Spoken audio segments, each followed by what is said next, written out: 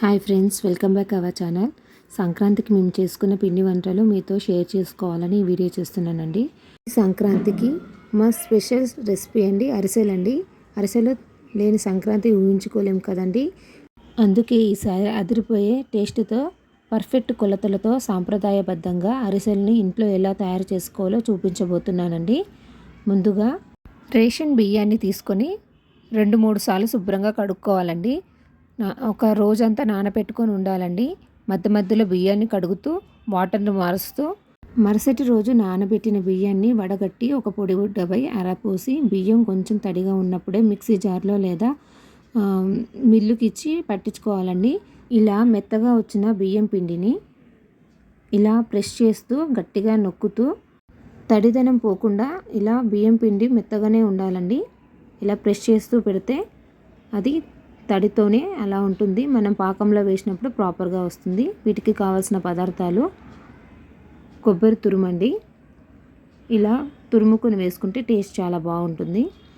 ఇలా మనం తీసుకొచ్చిన బియ్యం పిండిలో కలుపుకోవాలండి. అలాగే నువ్వులండి, వేయించిన నువ్వులు ఇలా కేజీకి తగ్గట్టు వేసుకోండి.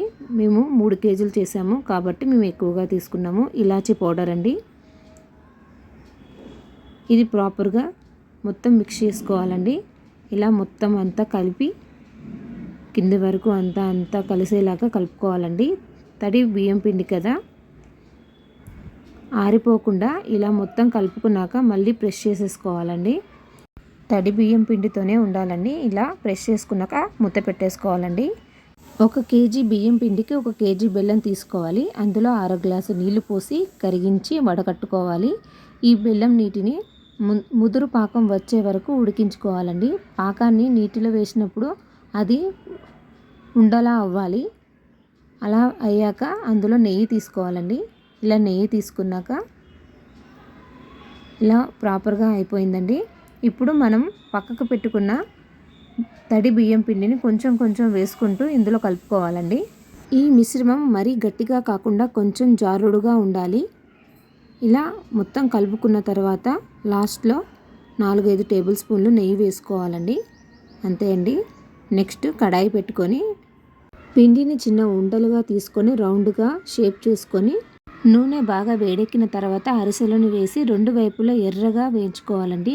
వేగిన అరిసెలను బయటికి తీసి అరిసెల చెక్కలతో నొక్కి అదనపు నూనెను తీసేయాలండి. అంతే అండి. ఎంతో టేస్టీ అరిసెలు రెడీ అండి. చూసారు కదా ఎంత ఈజీనో.